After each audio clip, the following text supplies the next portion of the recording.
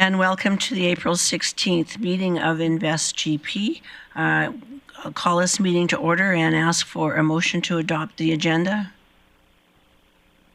Councillor Bressie. Call the question. Bressie in favor. Plot in favor. And that motion carries. I should backtrack a second and say that the members of council who sit on this committee are myself, Councillor Blackmore as chair, Councillor Bressie, Councillor Palat, and Mayor Clayton. We do have a delegation today, so I would invite BILD Grande Prairie to join us at the center table. However many of you are coming forward.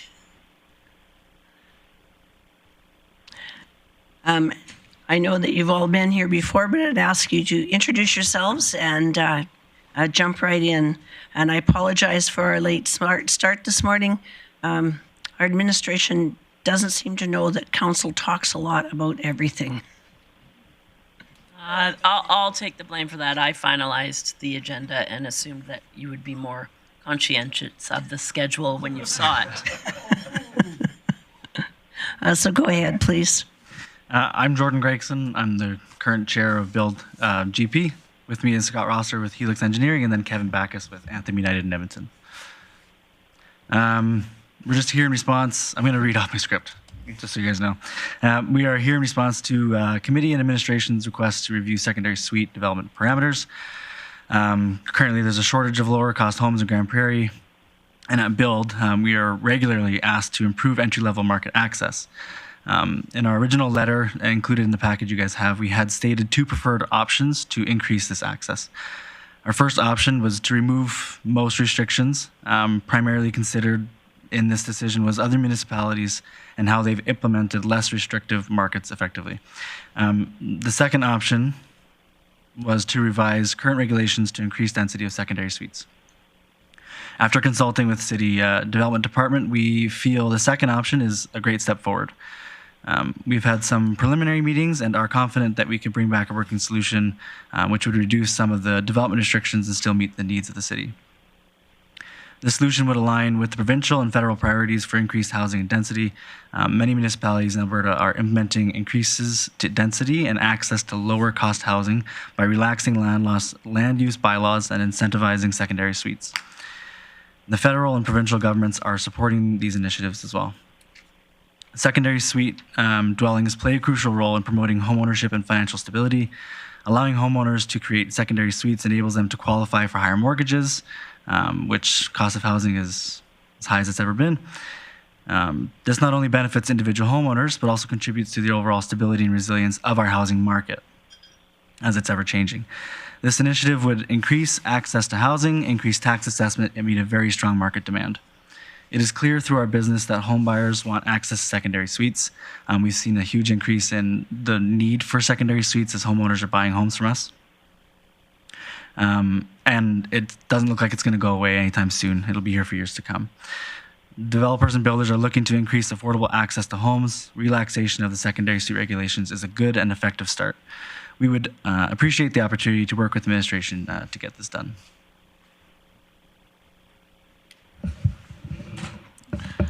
Perfect. Thanks, Jordan. Scott Rosser with Helix Engineering. So just wanted to run through a little bit of the history. I think everybody's aware, but just on behalf of BILD, appreciate the time, appreciate the administration contacting us about this coming back to council and committee.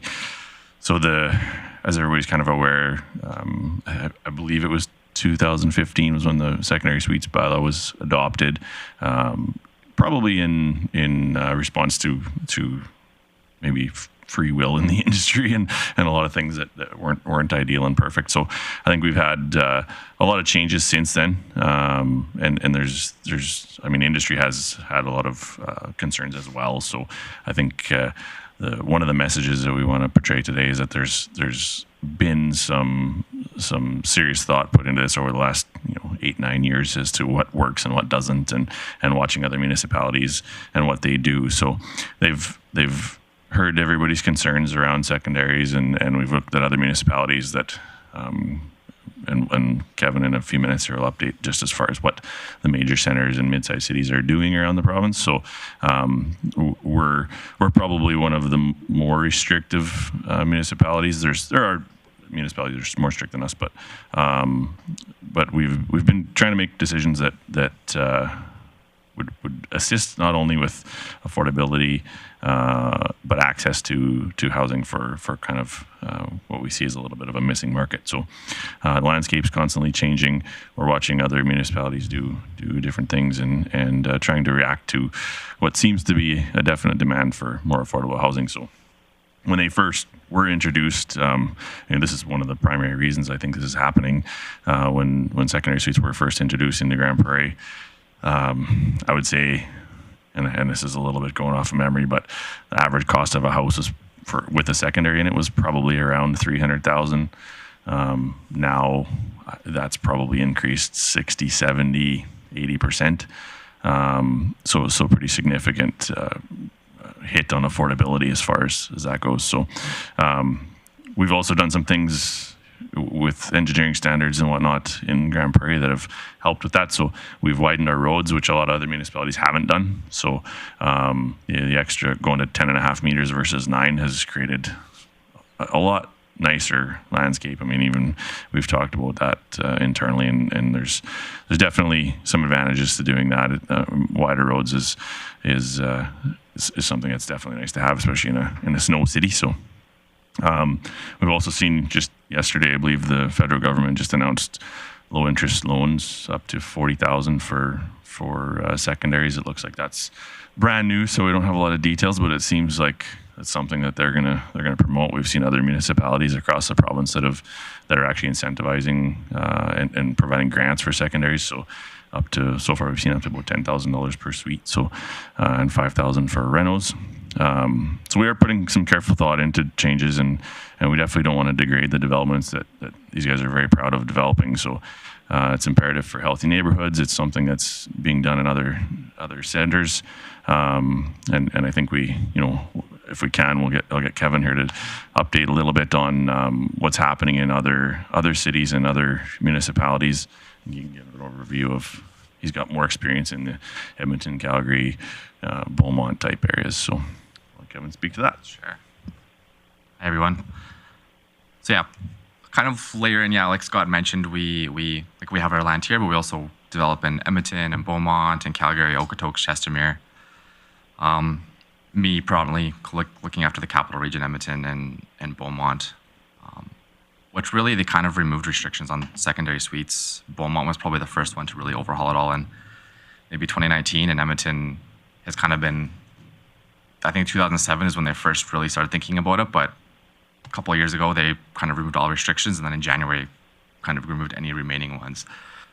And we haven't seen any issues with our communities with respect to secondary suites. Like I get complaints about everything that you can imagine from residents, but secondary suites and parking and the such are ones that we never field. It doesn't seem like it increases, number of vehicles in the areas, and really talking to our BILD partners as well, who are dealing with these people trying to get into home ownership more closely than me. This kind of touched on earlier that the ability for that supplemental income just provides people that access to home ownership better. And in Edmonton right now, if you don't have the ability to provide us, not everyone's building secondary suites, but they want the ability to. So the homes are all being designed as such that you can have a secondary suite with, whether it's a side entrance door or whatever it may be. But yeah, we have some areas, like on Beaumont, we have some lots that have 3 suites on them, where you have a garage suite, a basement suite, and then your primary dwelling resident. That's been going on for 3+ years now. I don't think we haven't seen any issues, and it's in one of our communities is where it's happening. And then in Calgary, I've been talking to some of our Calgary counterparts as well to see what they've seen, and Calgary has been changing, Chestermere and Okotoks as well, and kind of similar sentiment that it's working well, I guess, is kind of the simple answer to that. Some of I know in Calgary anyways, with some of the older neighborhoods where these houses are maybe built with older regulations, there's some, I'll call them mature neighborhood overlays, where if you do a secondary suite, it gives the residents around there in the existing communities the ability to to write back to the city on permits. The permits have to be advertised for some of these older neighborhoods, but that's kind of the biggest kind of hurdle I think that some of these older areas have. But in the new areas, there's been no issues. No. So I will look to committee for any questions. And I don't see any, so I'll go to Councillor O'Connor. Thank you, Chair Blackmore. One of the things I didn't see in the chart was reference to separate furnace and a separate fire escape.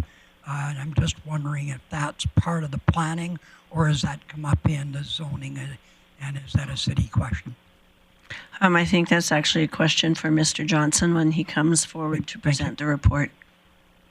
So I don't see any questions. You're welcome to join us in the chairs, and thank you for coming so much. We will move on to number 4.1, which is our service area update, and I would look for Chief McEachern to lead us through that. Thank you, Chair Blackmore. For the service area update today, under economic development, the Invest Grande Prairie team spent the last week at the Economic Developers of Alberta's conference, celebrating 50 years of economic development in the province. For new business license, we do have, there's a little bit of lag in information for this week. So the information I have this week is for March 11th to 28th. There were 17 new business licenses, of which 11 of these were commercial and 6 were home-based.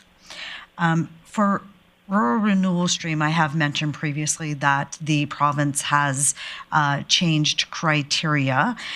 Based on that, we are reaching out to all of the employer applications that had been previously qualified to confirm that they still meet the provincial regulatory requirements. So there's 154 employer applications in process right now, bringing available qualified positions to 130.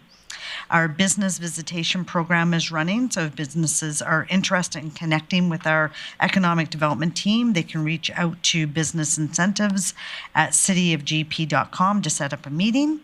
And the city will have a booth at the upcoming Chamber Trade Show on April 25th from 5 to 7 p.m. Under investment attraction, the city, county, and MD will have a booth at the Canadian Hydrogen Convention, April 23rd to 25th in Edmonton.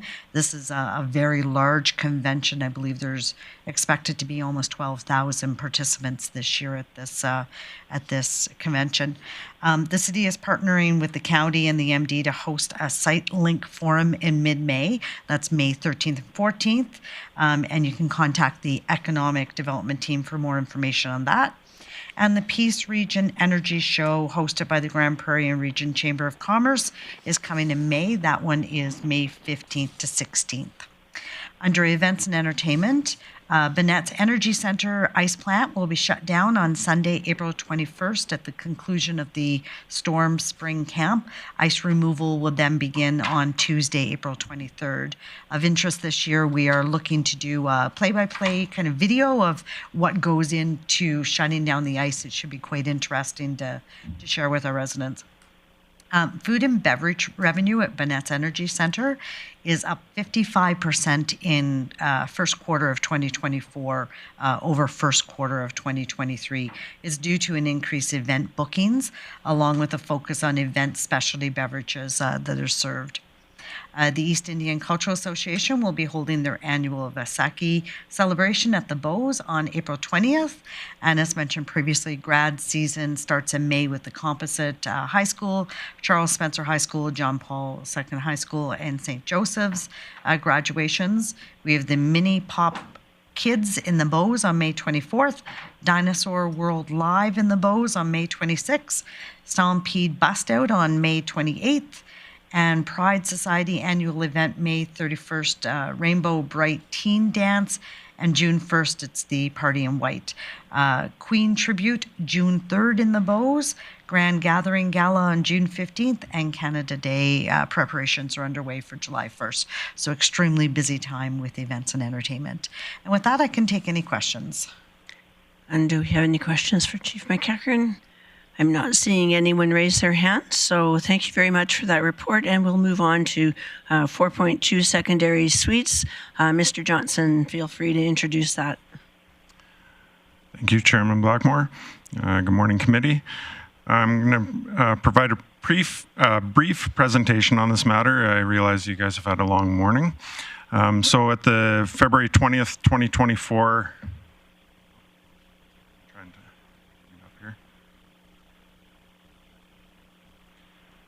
at the February 20th, 2024 Invest GP Committee directed administration to bring back a report on secondary suites for conversation. It's not working.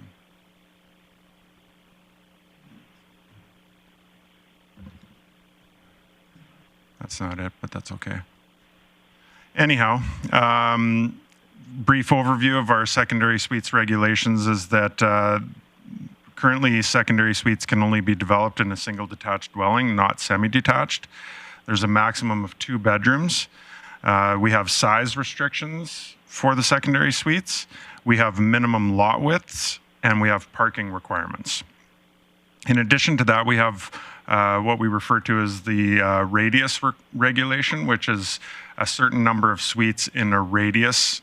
And so one of the very first things that developers and builders ask is how many suites are in the area and if the lot that they're thinking of is eligible. In 2021, we did an additional amendment which provided opportunity for additional suites if certain conditions applied, such as being across the street from a park or a commercial site or a multifamily site where it's not just a bunch of driveways. And the idea was that there was additional on-street parking opportunities, so there could be additional suites. The report provided some statistics on secondary suites. I won't go over those. And it also included a municipal comparison. As noted in the report, it's a little difficult to say exactly where we sit in the spectrum because we're not familiar with all of the local conditions. However, on balance, it appears that the city sits somewhere in the middle on a spectrum of being on how restrictive some municipalities are. And as noted by the delegation, some municipalities have really dropped all of their regulations and allow them quite freely. So we feel we're sitting somewhere in the middle. As far as options, should committee and council wish to explore increasing opportunities for secondary suites, some options that administration have identified is to increase opportunities, and that's going back to the radius regulation. So let's say instead of 3 within 50 meters, maybe you allow 4, or somehow the formula changes to simply allow more suites. Allowing garden suites. Garden suites are basically a standalone unit in the backyard, which is different than a garage suite. Our current regulations do provide opportunities for garage suites. However, you have to have a garage, whereas this would just allow, in effect, a tiny home in a backyard. We could allow secondary suites in semi-detached dwellings. And we could adjust the development regulations. So an example is lot width or parking requirements or the size requirements and whatnot. So there are a number of options. In preparation for this presentation, we consulted with UDI and BILD, and obviously they're here and they presented. And we have had some preliminary discussions about some ideas that of how the regulations could be tweaked if committee directed us as such. In the report, it was noted that that the association's preference would be complete elimination of all land use bylaw regulations, and I think it's fair to say, based on our discussions, that and as they stated, that they've kind of moved more towards option number 2 identified in their report. And with that, I'm open to any questions and comments committee may have. So I'll look first to committee, Councillor Bressie and then Councillor Palat, and then I know Councillor O'Connor has a question. Great. Thank you, Chair Blackmore. I'm curious if you happen to know when we loosen up the radius requirements on certain sites, if that opportunity for more development's been taken advantage of, if we've had a number of suites that wouldn't have been possible before, but have been developed because we loosened it up. Through the chair, anecdotally, I can say yes, for sure. We have had an uptake on that. I don't have statistics for that, but I guess, again, anecdotally, I believe that it's been a reasonable uptake, and we haven't noticed any detrimental effects of that amendment. And I'm assuming if you haven't noticed any effects, you haven't heard complaints from the public or anything like that about it. Exactly. Okay, thank you. Councillor Palat. Thanks, Chair Blackmore. I just want to confirm in the report it's got in the 22-23 permits that it was 44 and 35, that's 44 with it being an up and down, so 88 units. I'm trying to just want to confirm that's the numbers on. You've got 44 secondary suites in 2022 and then 35 in 23. So I'm assuming that's one with the suite below would be additional. Through the chair, I believe that, and Allison, correct me if I'm wrong, but let's say for 2022, 44 units, that's 44 secondary suites, as opposed to stating 88 total new units, if you're counting the upper. Okay, so that's just counting the additional suite being in the basement, and then the single detached, which is the main floor, would be not counted. Okay, so in essence, we've added almost an apartment building each year and residential suites just through secondary suites, so using that kind of formula. Yep. Councillor O'Connor had a question, I just want to confirm it, but when we're building secondary suites versus a non-conforming suite, they're up to code where they'd have separate furnaces, separate entrances, fire separation, all those things would be done within secondary suites? Through the chair, correct, and that's through the Inspection Services Department. So the land use bylaw doesn't regulate that piece, but Inspection Services does, and yes, that's correct. Okay, and then if I can have one more. I'm just curious on the parking requirements, because I know we did a great job in the report just swathing other communities, but it seemed like when I look at parking requirements, ours were near the most stringent of almost every community that I looked at. And then when I looked on our land use bylaw, our expectations on secondary suites for parking are much more stringent than what we'd have for an apartment building per se. So the reports come back, and we'll look to do motions on it. But how often? I'm just curious for administration. How often, without us asking for a report, how often would we start looking at what other municipalities are doing to make changes? Is that something administration would regularly do just to make sure we're not falling out of queue? What other cities are doing for parking requirements, or? Okay, well, I guess just answering your last question, I'm not touching on parking specifically, but I guess it's safe to say that it's administration's position that our current regulations have been quite successful in achieving the goals that we had at the time of the review in 2015, and I believe that if we were seeing major problems in the form of administering it or confusion amongst the public and stakeholders and all that, that we would take that initiative. But as far as actual numbers that we're seeing, we probably wouldn't have taken any action without committee direction on that.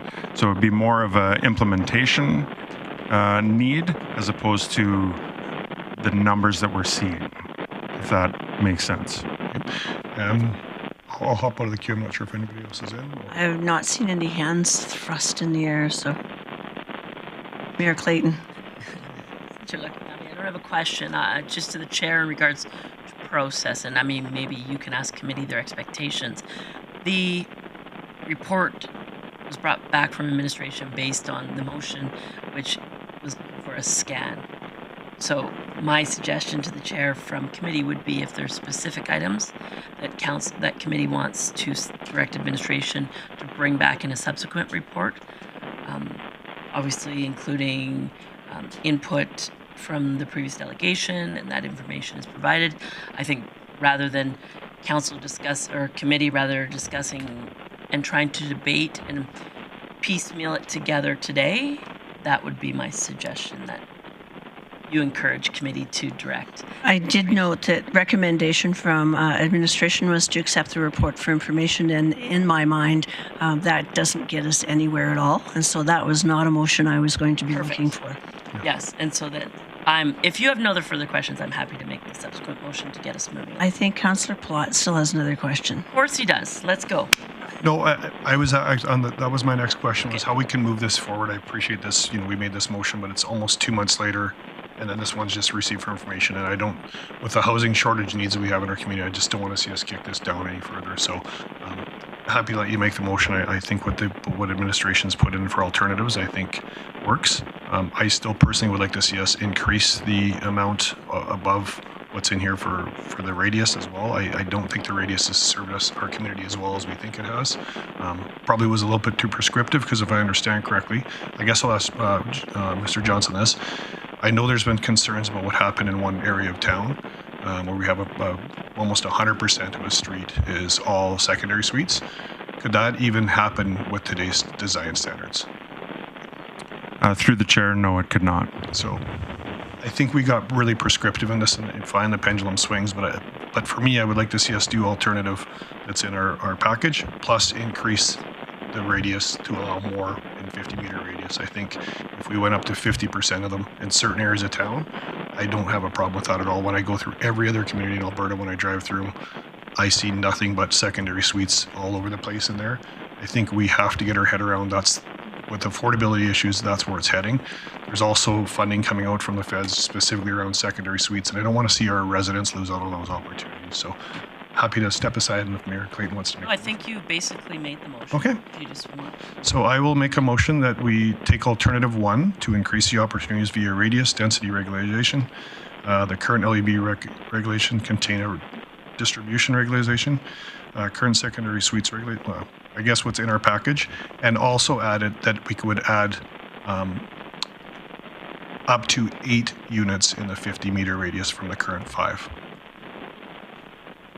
So just to clarify, to help the chair here, not that she needs help, but I'm assuming your motion is direct administration to bring back a report for a change to the secondary suites land use bylaw, the regulations to include the items as identified in the report, and in addition to increase the amount of units within the radius. Services here. Yeah. Okay, perfect. And so you're not including items 2, 3, or 4 as options to consider? Sorry, all the alternatives that were in the package from administration, I think, should be considered, as well as increasing the radius. Okay. Increasing the amount of units within the radius. So increasing the radius units per radius and items 2, 3, and 4. Pardon me, Mr. Chair Johnson. Blackmore, if I could just make a suggestion.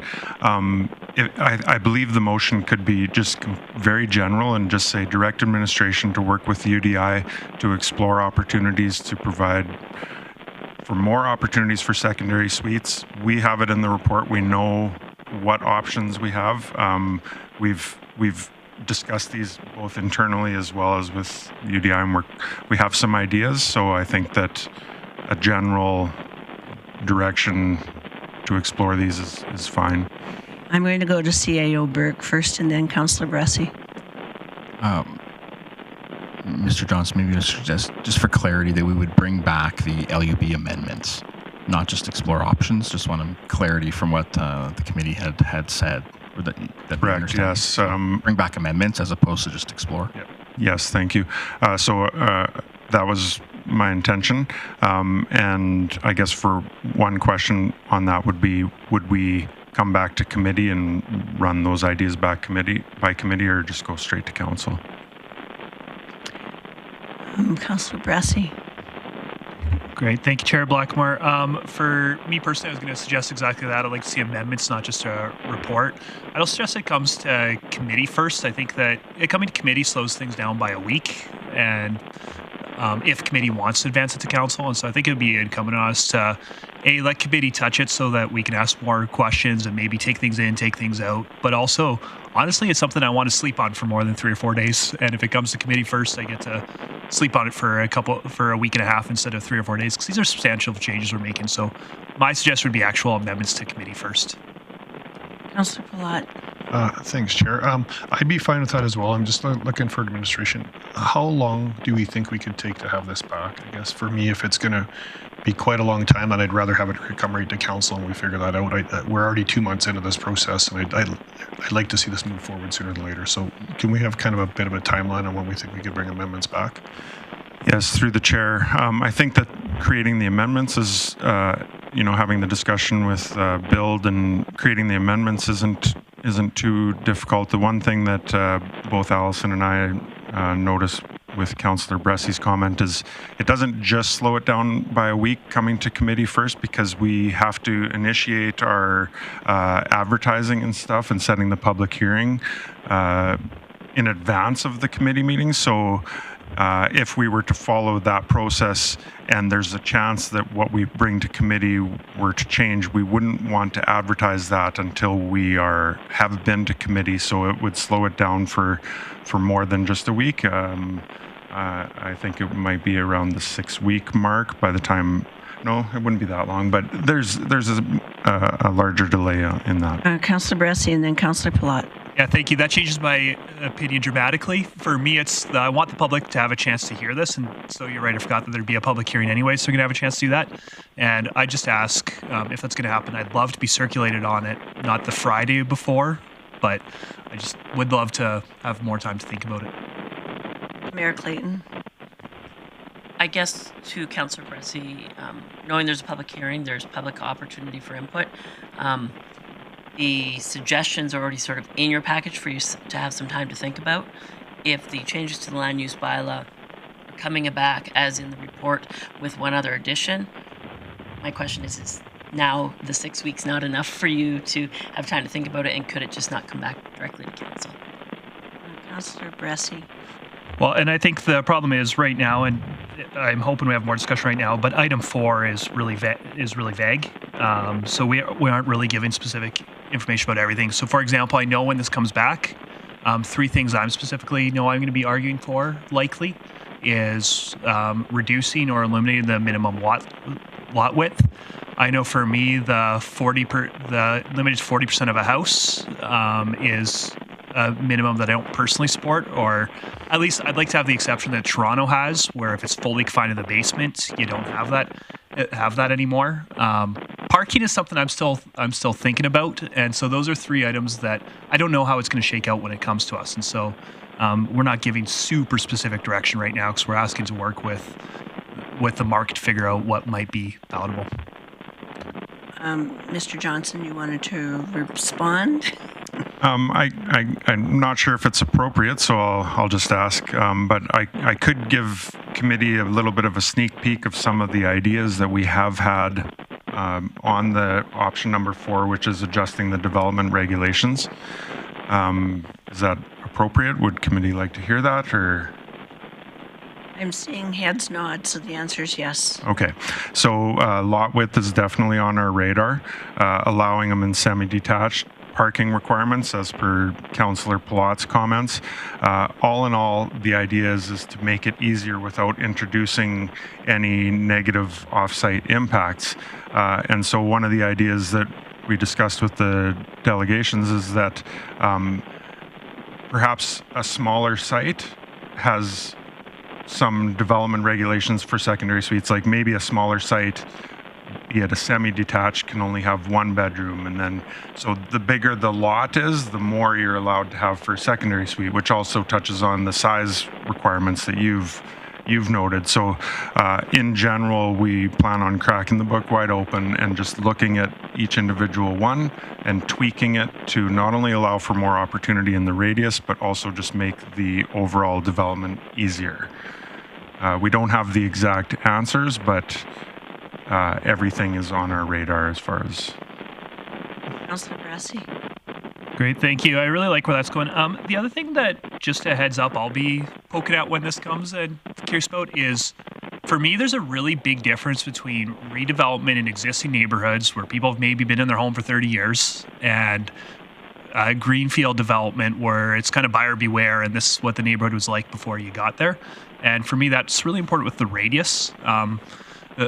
for me, I'd like to explore options. Are there ways beyond direct control for council to say, hey, in this neighborhood, we're okay without that radius at all? So, for example, could it be if it's that radius only applies if there's no outline plan, but if the outline plan identifies additional opportunities, that's something council could do at the outline plan stage? Or I don't know exactly how you do that, but for me, I want to be looser in the amount that we allow in greenfield development versus the amount we allow in existing neighborhoods. And so that's a conversation I hope to have when this comes back.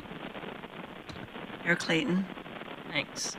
So just to clarify, currently Councillor Palat's motion has the items identified in the report, which would be allowing garden suites, which are basically secondary suites without garages. It would be then these would be changes you're bringing back through the LUB. So it would be that one, the secondary suites and semi-detached dwellings, and the development regulations, which an example of that is reducing or eliminating lot width.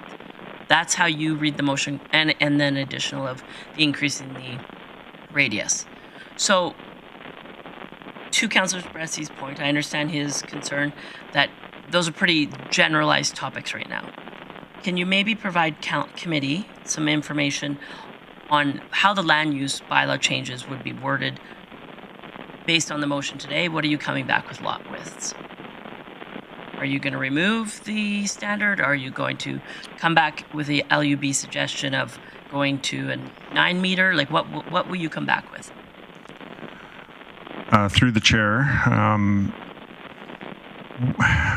well, we haven't landed on anything, and some of the regulations may determine lot width. So just as an example, like let's say if we stuck with a parking requirement, and then there's also the driveway width regulations, then between the two, it's going to naturally regulate itself in terms of when a site can accommodate a secondary suite or not. But if we say landed on a proposal where the parking requirements are reduced or eliminated, then we may need to have a lot width. So I don't really know exactly what we're going to have. Right, so based on what you're discussing, it's potential that you would come back with removing minimum lot standards. It's possible. And then to build on some of the comments that were made, as I noted earlier, one of the ideas we kicked around, we haven't fleshed it out just yet, is that we perhaps regulate the size of the suite based on the lot width. So maybe you can have a secondary suite on any lot whatsoever, but depending on how wide the lot is, that may determine how the suite is, how big it is and how many bedrooms and whatnot. Does that help answer that question? Sure. I'm kind of agreeing with Councillor Bressy indirectly here in that sense that I think there's more to it than what this motion is going to bring forward, and there's a little bit of uncertainty. In the letter from industry, it indicates specific items and how those could be worded, and I'm wondering, I'm speaking to my colleagues now, if there's a better motion that's more specific. So, but if you have feel free to comment on my comment. I just wanted to add that when we're working on this, I don't believe that we're going to be bound by the options that were identified in this report. If there's something else that comes up that we think it's a good idea, we're just going to run with it.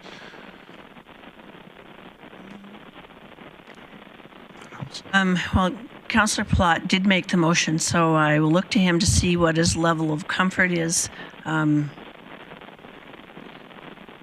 I guess the only thing in the motion that I'd like to see it come back to council. It doesn't say that specifically in the motion. And I would actually like to put a date on it. I'm not sure if I can hold the admin to a date on it, but I just don't want to see this keep getting kicked down. I think we can get really prescriptive in the motion today. I'm hoping that industry is going to be working with our planning department.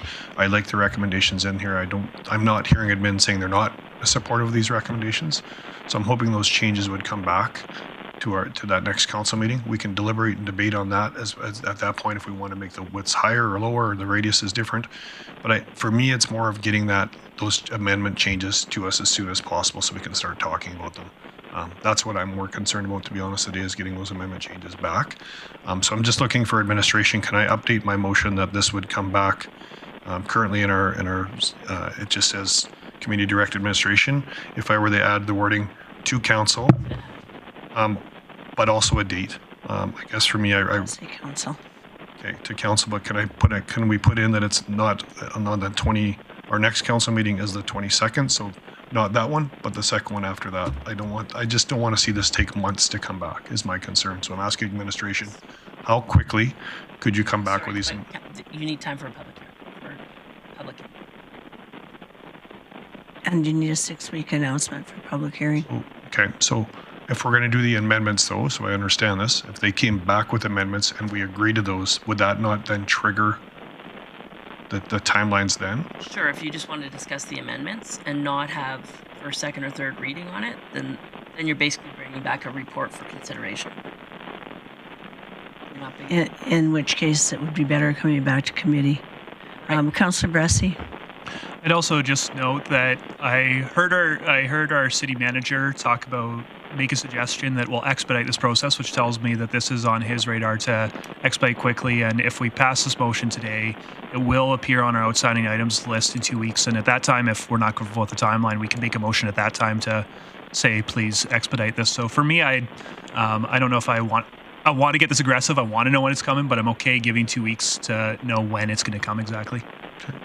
So I'll let my motion stand as it is if it's coming back to council.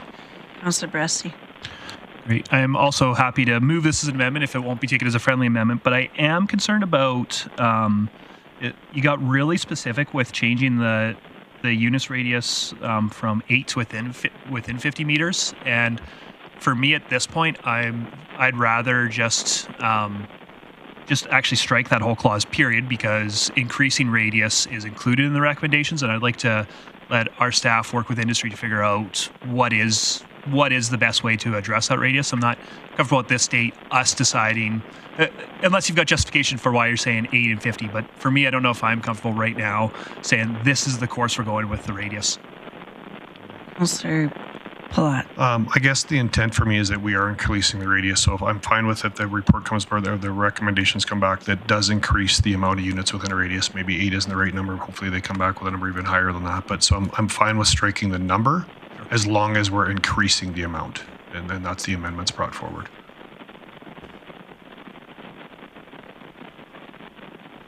So that would mean taking that line out, right? Yep, and they've already done it. Okay. And increase the units within a 50-meter radius, so that would address Councillor Bressie's concern.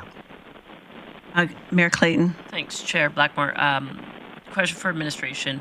Based on the motion, as you see, would you do additional consultation with industry, or would you consider what you've done previously, your consultation? Through the chair, we will be working with them. Thank you. CEO Burke, you look like you have something to say. Nothing? I will call a question then. I think we're ready for that.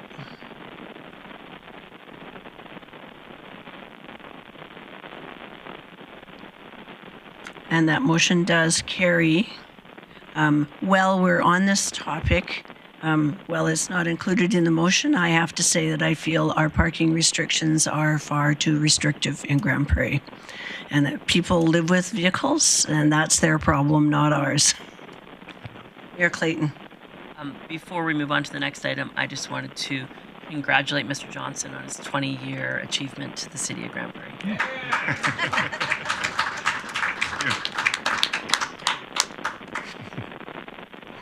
So we are moving on to the next item, which I assume he's still going to be sitting at the table for, 4.3 Sidewalk Patio Program.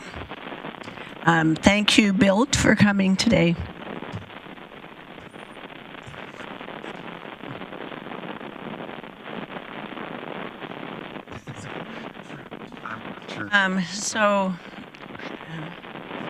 Did you want to introduce this? Chief Glavin will introduce this topic. Thank you, Chair Blackmore. Committee-directed administration to draft comprehensive sidewalk patio program with multi-season options. This just stems from some of the demand we've seen from businesses, specifically restaurants that have been looking to have patios. We have been accommodating these businesses in the past, but there hasn't been a very defined process to do that, and this policy will address that. And with that, I'll kick it over to Ms. Patel. Go ahead, Patel. Thank you, Chair. On December 5, 2023, Invest GP Committee directed administration to draft a comprehensive sidewalk patio program, including multi-seasonal options. The city has accommodated a number of sidewalk patios on public property. However, there is no formal process or design guidelines in place. Administration has drafted a sidewalk patio program requirements and the application procedure to formalize this process. The purpose of this program is to formalize the process for reviewing and approving sidewalk patios, promote outdoor dining and socializing experience, and ensure compliance with the city's requirements. Restaurants, bars, and cafes with valid business license and meeting AGLC standards are eligible to participate. When the businesses do not have the required space for a patio, public sidewalk, or the parking space along the sidewalk can be used for the patio. Applicants will have two options for the patio operations. One is the seasonal patios, which will be open and used actively in spring, summer, and fall months. And the other option is year-round patios, which would be open year-round, including the winter months. Year-round patios cannot be used for winter storage of patio furnishings. Patios should be actively used by customers during the winter months for this option. There are 4 patio options to choose from, as shown on the slide. Each of these options have different design and technical requirements that were formulated based on research and feedback from internal departments. The policy is written in such a manner that allows administration to exercise discretion on case-by-case basis, thereby ensuring flexibility and fairness in the program implementation. Once the applicant submits the complete application form, which includes site plan, proof of liability insurance, and the proposed application fee of $100, it will be reviewed to check compliance with the program requirements and will be circulated internally for feedback. Once the application satisfies the requirements, the applicant will receive the license of occupation to build their patio. Businesses will be required to renew their license each year. Based on this background and analysis, administration recommends that Invest GP Committee recommend Council to adopt the sidewalk patio program policy, direct administration to draft an amendment to the fees, rates, and charges bylaw to add an application fee of $100 for this program. Thank you. Councillor Palat. Thanks, Chair Blackmore. Thanks for the reports. This is an exciting thing for your GP. Just a couple questions that I couldn't see, and maybe I just missed them in the report. For the hours of operation, it says the current business. So if I were to open a lounge downtown and I wanted to be open until midnight or 1 o'clock, and I got that as my permit, if I'm reading this correctly, then in essence my patio could be open until midnight or 1 o'clock. Am I correct in that? Correct, yes. So that concerns me a little bit. I like the idea of patios downtown, but I do worry about we have a lot of residents downtown, and if we're starting to let a patio be open until midnight or 1 and you got 30 or 40 people outside, they're not quiet. And so I do worry about what the unintended consequences of what could happen if we start letting, as much as I'd love to see a vibrant nightlife downtown, we also are trying to encourage people to live downtown. So I'm not sure if I'm really excited about having something that could be open until 1 o'clock on an outdoor environment, for one. My second question is there any charge to take over if somebody applies for this and we're going to take potentially one or two parking stalls in front of them and we're going to convert this into a patio, is there any charge to rent that space from the city, or are we just giving this as gift in kind? There's no charge to acquire the parking space, but yeah. Okay, so I don't know if I can have one other one just to follow up on that, or if I can hop back in the queue. Would not staying open late would be in contradiction to the noise bylaw. So I'm wondering how that would be, like if a business was staying open till 1 or so, their patio would be open till 1, but it would be in contravention to the sound bylaw, which says that noise quits at 11.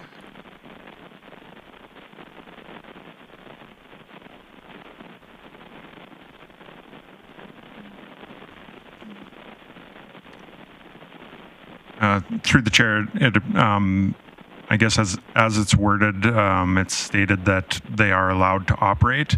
I believe that the I'm not the exact title of the bylaw is escaping me right now, but the noise and disturbance nuisance bylaw would kick in and be appropriate to use. However, if you'd like to see a change to incorporate something that perhaps sidewalk patios have to cease operations by, say, 11 p.m., or they're not allowed to play music or disrupt or contravene that bylaw, we could do that as well.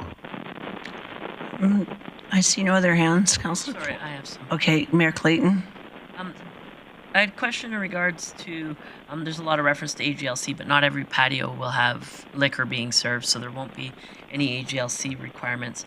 The option 1, the small sidewalk patio, if a business wants to put out tables and chairs because it's a sunny day and it's intermittent in their process, are you going to be expecting them to do permitting and pay $100 to get this thing approved that they throw out chairs and tables once in a while?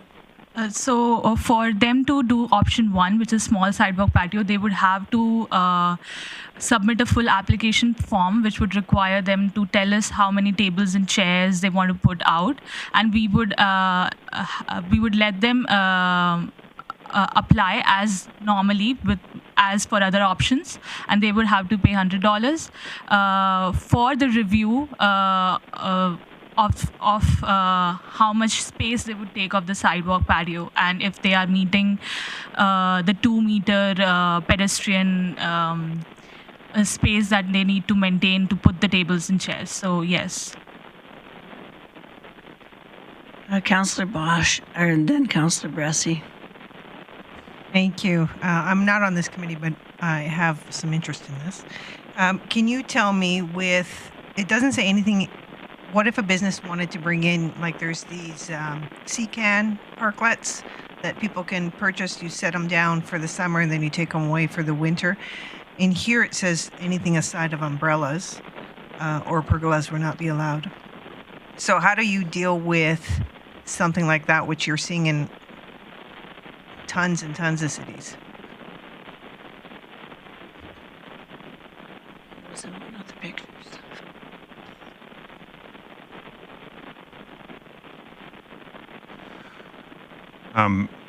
Through the chair, I guess we hadn't anticipated a CCAN type approach. One of the underlying guidelines that we've had when drafting this is to allow administration as much discretion as possible. And like administering the land use bylaw, we look to allow good things to happen and then try and prevent bad things from happening. So not being familiar with the CCAN, I'm sure that there's some examples where it could look quite great and it's really cool and meets our requirements, then we're supportive of it. However, if someone were to drag some rusty old CCAN downtown, we're looking at that and we're thinking that's not really suitable, then we would look to not allow that. But you're saying you would allow something like it's a full out business that are making these, and they're lovely. It's no different than when somebody brings in an old train car or something like that. It might look different than your tables and chairs in your imagery, but it serves the purpose and then the security piece of it too. Right. Yeah, so through the chair, again, we would try and employ discretion. We're also have the luxury that these aren't permanent fixtures, so if we take a risk on something and it's going to last a couple months and we learn our lesson, or we see, hey, that's great, and although our policy didn't allow for it and we did make it happen anyhow, then perhaps we come forward with some amendments. But I don't think we're able to anticipate all the different scenarios. And again, we are looking to allow good things to happen, and we are looking to apply discretion in doing so. So the black and white of the policy and procedure may not touch on everything, but I'm confident that we're taking the approach that committee and council would like us to. Okay, thank you. Bressie, then Mayor Clayton, then. Great, thank you. I'm wondering for option 1, the small sidewalk patio, if there was any consideration to just saying, hey, you don't have to apply, you just have to comply. Yeah. there is an opportunity for that, because since the first option is basically declaration and not a license of occupation, there's an opportunity for us to just see if they comply with all our other requirements. And yeah. So Yeah, your notes is we would still require them to submit like how many number of chairs or tables they are putting, and the proof of liability insurance. So, and what are the risks in terms of if we just say, hey, you're just allowed to do this, and if you're not following the procedure, the policy, then we'll come and shut you down. Is that harder to shut down than monitoring the application? Like, I just want to say to people, hey, you just have to do this. I don't think it's a good use of your time or their time to go through an actual submission process to put 6 chairs out.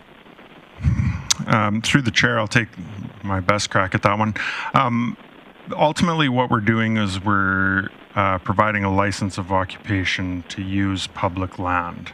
And so by formalizing it by way of them applying, us approving, them providing the insurance and stuff, it's just a nice, neat package to ensure that we've done everything, they're complying, we're saying you can.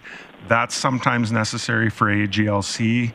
And so I personally don't view the application for the very simple sidewalk patio as a hardship. It's a means for us to be able to do the job and regulate it, and if need be, revoke. So it's just formalizing. It's basically like what we do with almost everything in that regard. Right. Is there? So I actually don't know how the property lines work. So looking at downtown, do all the property lines end right where that front door is? Through the chair, there's a bit of a mixed bag in that regard, but there are a number where the property line does end right at the building. And is this procedure only applies if they're using public land? So if for some reason they had a weird sliver of their own land, they'd just be allowed to do it? Through the chair, that's correct. Okay. Mayor Clayton. So following on some of Councilor Bressy's comments, I like the report other than the small sidewalk patio. I think it's too red tape. I think that if there's no alcohol being served, there needs to be no regulations. If people want to put out some tables and chairs and abide by the standards in there, that should just be allowed to, because it's very weather conducive. You're not intending to necessarily create business there. You're creating comfort to create an atmosphere in an area, in particular in downtown. So happy for the motions as worded. When it comes to council, I won't support the addition of the small sidewalk patio requiring applications, because I think that it's very prompt or impromptu in the sense that businesses may want to put a few tables and chairs out, and there are regulations that they have to abide by based on this. I just don't like the development application, the permit application being required for that, because when you look at option 1 versus 2 and 3, there's fencing, and they're so significantly different between option 1 and 2 and 3.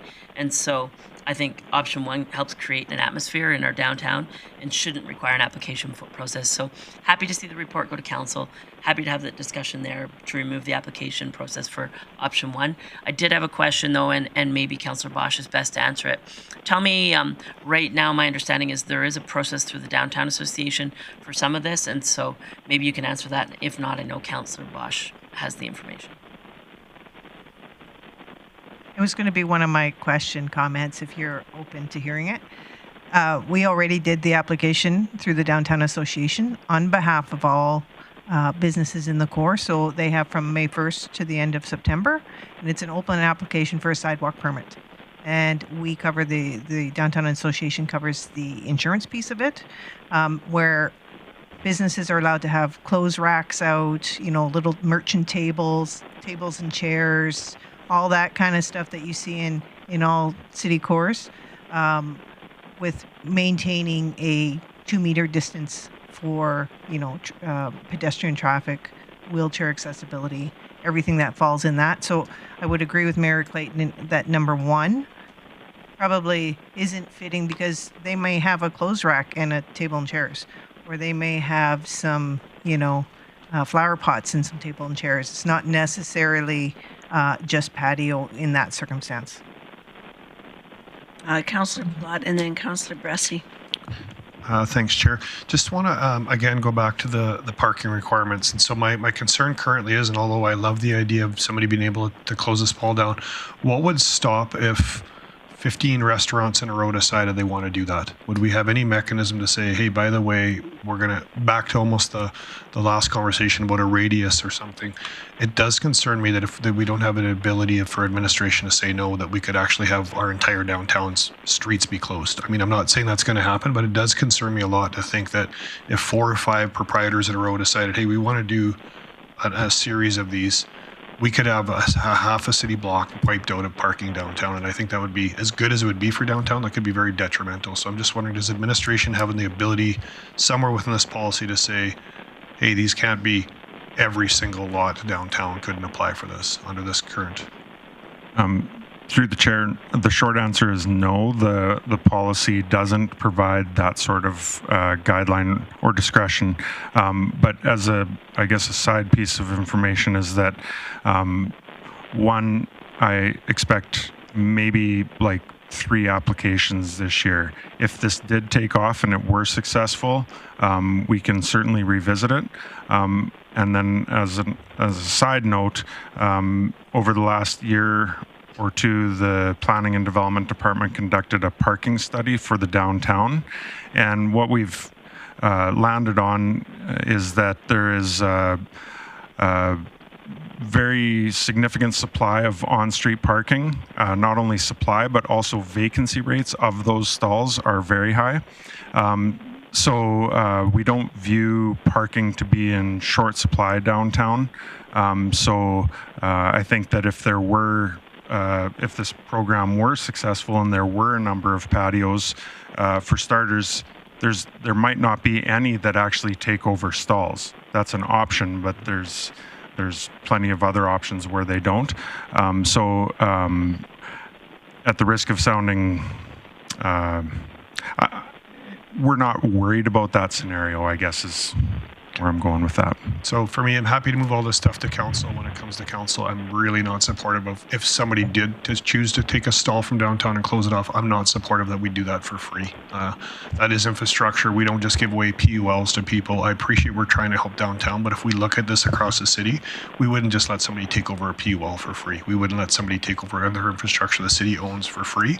And as a proprietor of restaurants, I don't think it would necessarily be fair for an organization to be able to take advantage of infrastructure that's free and maintained by the city for no cost. And so I do think that we have to be cognizant of, this is a way for revenue increases for these businesses downtown. That should come with a cost. And I'm not saying it needs to be an exorbitant amount, but I will be debating and thinking about that when it comes to council. I don't think this is a free program. I don't think that's fair to the rest of the community. But happy to get it to council. Councillor Bressie. Great, thank you. I don't know if our city solicitor wants to ask this today or wants to wait to council, but for me, I do want to learn more about the liability side of option 1, and maybe this is the chair of audit finance for your insurance company speaking more than that, but slip and falls, trip and falls they can be expensive, and I do want to learn more about if we say, hey, we're just going to let you do this on public property without applying, what that does to our liability exposure. Fine, wait until Monday. Outside of downtown, that's the Downtown Association already has it. Okay. Can I ask for someone to have business on the table? Sure. Mayor Clayton. I move the committee recommend council approve policy 622 being the sidewalk patio program policy and direct administration to draft an amendment to the fees, rates, and charges bylaw to add an application fee for the sidewalk patio program. Do we have any discussion about the motion, Councillor Plott? Thanks, Chair Blackmore. I guess an amendment may be that we actually include that the hours have to match our noise bylaw. In the current policy, it doesn't match our noise bylaw. Maybe that can get cleaned up when it comes to council, but I do think we need to address that somewhere, so whether it's today or when it comes back to council. But I am concerned about somebody being able to be open until 1 o'clock because that's what their permit for their business is, and that would break our current bylaw that we have. So go ahead.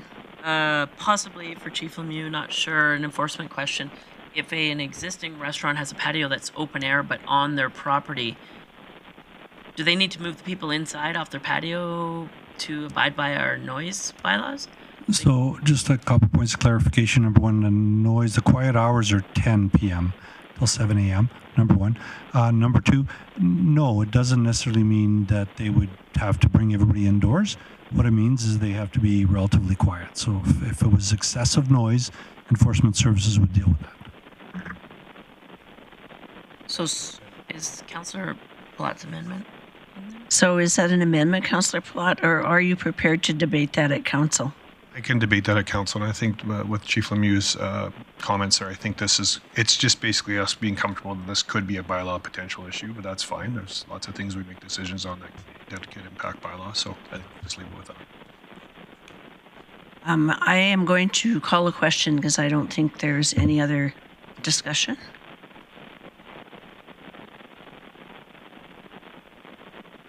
And that carries 4-0. And 4.4 on the agenda is retail cannabis hours of operation.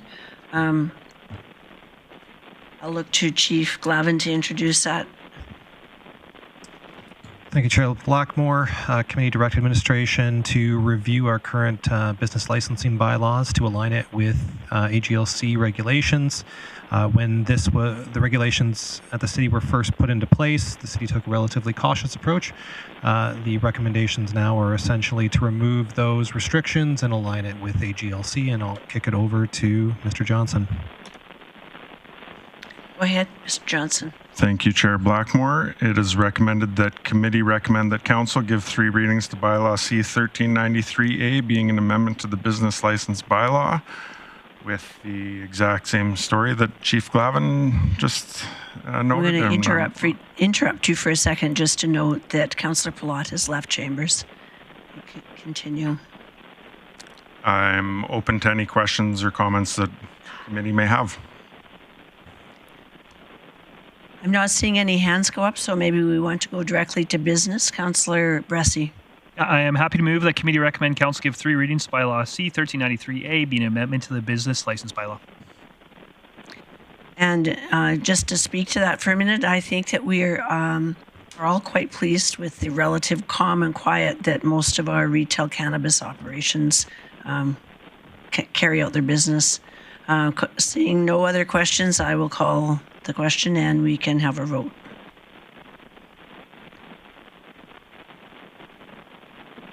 And that does carry. We have no correspondence, no bylaw policy review, so we'll move on to outstanding items list. Chief McEachern. Thank you, Chair Blackmore. We do have a few recommended changes for today for the outstanding items list. 1282, we request that the expected report date be moved to Q2. And for removal of the outstanding items list is item 1312, the secondary suites that was addressed today, with the acknowledgement that a new item will be added on in regards to the discussion that happened today. 1307 to be removed. 1304 has been the request for the expression of interest high-speed internet has been completed. That RFEI is active right now. And 1302, the Sidewalk Patio program was addressed today as well. Ask for a motion to accept the outstanding items list. Councillor Bressie. Yeah, happy to move to accept as amended. Call the question. Carries. And with that item, we are adjourned. Thank you so much. And we will move on to the next committee meeting whenever Councillor Thiessen says so.